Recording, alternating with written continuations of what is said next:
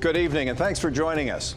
10 days after the town of Lac-Megantic was torn apart by a train, authorities are lifting the veil on the destruction. For the first time, the media was allowed into the restricted yellow zone today to get a closer look at the cleanup and the search for remains. 38 victims have been found so far. Global National's Mike Armstrong reports.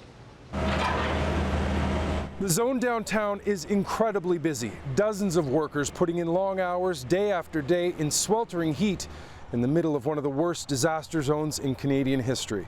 The site is surrounded by a high perimeter fence. The one-hour tour today for media was so we could act as the eyes of the people of Lac-Megantic. The goal that we perceived today was actually to render to the community the most factual and the most recent images of what is their downtown now.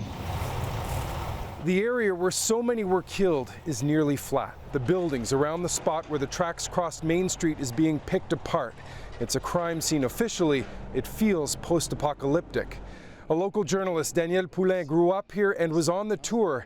He's lost the store where he worked as a boy, the bank, the hardware store, so much, so familiar for his entire life.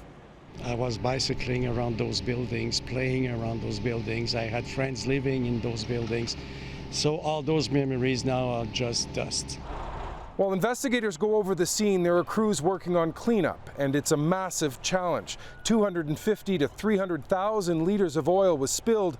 Burning fuel ran into sewers. They have to be pumped out. More burning oil flowed downhill towards the lake. Trees are charred, lamp posts melted, even rocks broken into pieces by the heat. More crews are working on the lake, pumping what they can, but it doesn't feel like this site can ever be clean again. And seeing the damage it did, it's incredible. It's worse than in my worst nightmares. A part of the town wasn't lost, but it's still off limits. Stores, offices, apartments, homes cut off. A part of Main Street feels like a ghost town.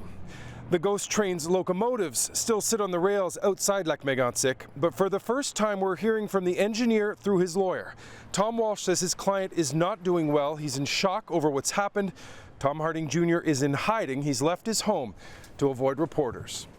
That was my suggestion, that he get out of his house and go to a place where nobody can get a hold of him so that he can try to sort of recover on a personal basis from this.